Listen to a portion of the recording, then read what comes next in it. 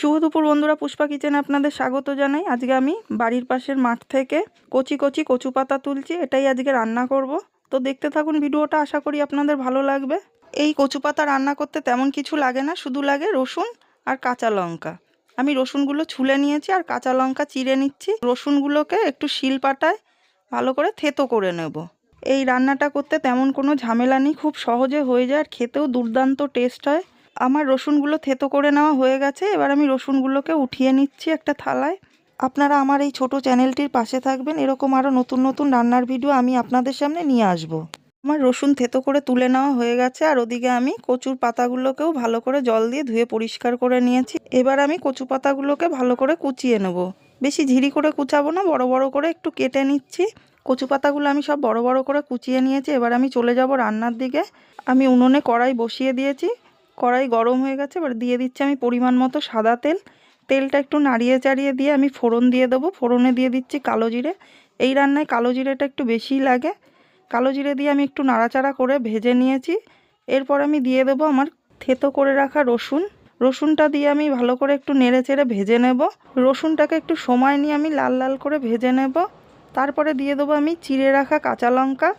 কাঁচা লঙ্কা আর রসুনটাকে এবার আমি একটু সময় নিয়ে ভালো করে ভাজবো, যাতে লঙ্কাটা ভাজতে ভাজতেই সেদ্ধ হয়ে যায়।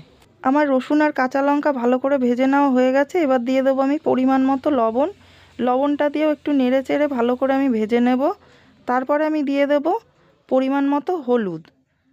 তারপরে লবণ হলুদ দিয়ে আমি নেড়ে চেড়ে আরও কিছুক্ষণ ভেজে নেব।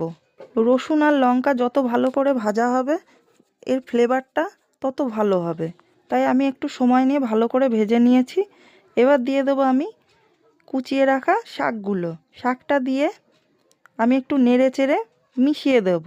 আর শাকটা এখন দেখে মনে হচ্ছে কত বেশি, কিন্তু এই শাকটা যেই সেদ্ধ হয়ে যাবে শাকটা কমে অল্পও হয়ে যাবে। শাকটা আমি সময় নিয়ে একটু উল্টে পাল্টে দিচ্ছি, কারণ নিচে রসুনটা থাকলে রসুনটা পুড়ে যেতে পারে, তাই রসুনটাকে আমি উপরে তুলে দিচ্ছি নাড়াচাড়া করে। এবার আমি একটা ঢাকা চাপা দিয়ে দেব। ঢাকা চাপা দিয়ে শাকটাকে এবার আমি সেদ্ধ হতে দেব। ঢাকা চাপা দিয়ে উনুনের আগুনটা আমি আস্তে রাখবো, তাহলে শাকটা ভালো করে সেদ্ধ হয়ে গলে যাবে। আর এই শাকটাকে আমি আঠা আঠা করব, তাই আমি আস্তে আস্তে জাল দিয়ে সেদ্ধ করে নিয়েছি।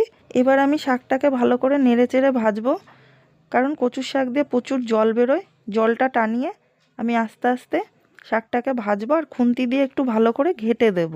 এই শাকটা ভালো করে রানলে এক থালা ভাত নিমিষেই শেষ হয়ে যাবে, কিন্তু এই শাকটা রান্নার সময় মনে রাখতে হবে জলটা যেন ভালো করে টেনে যায়।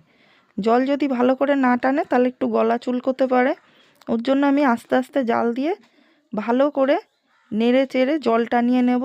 আমি যেহেতু শাকটা বড় বড় করে কুচিয়েছিলাম, তাই আমি শাকটা এখন নেড়ে চেড়ে ভালো করে খুন্তি দিয়ে টাকিয়ে টাকিয়ে ভাজছি। কচুর পাতা তো এমনি নরম হয়, আর এইভাবে ভেজে নিলে কেউ বুঝবেই না যে এটা শাক ভাজা না শাক বাটা। এইভাবে একবার কচু পাতা বানিয়ে খেয়ে দেখবেন, দুর্দান্ত টেস্ট হয়। আমি আপনাদের বলে বোঝাতে পারবো না যে কতটা টেস্ট হয়। একবার নিজেরা বানিয়ে না খেলে বুঝতেই পারবেন না। আর এই শাকের খুব বেশি দাম না, মাঠের পাশে জলের ধারে এই শাক কুড়িয়েই পাওয়া যায়। একবার তুলে এনে আপনারা খেয়ে দেখবেন, দুর্দান্ত টেস্ট হয়। আমি শাকটাকে ভালো করে নেড়ে চেড়ে ছড়িয়ে দিয়েছি কড়াইয়ে। আস্তে আস্তে জাল দিয়ে আমি শাকটাকে ভালো করে জল টানিয়ে নিচ্ছি। এই শাকটা রান্না হতে একটু সময় লাগে, কারণ জল টানার ব্যাপার থাকে, তো ওর জন্য একটু সময় লাগে। আমার শাকটা নাড়াচাড়া করতে করতে পুরো জল টেনে ভালো করে ভাজা হয়ে গেছে। এবার আমি শাকটাকে একটা থালায় উঠিয়ে নিচ্ছি।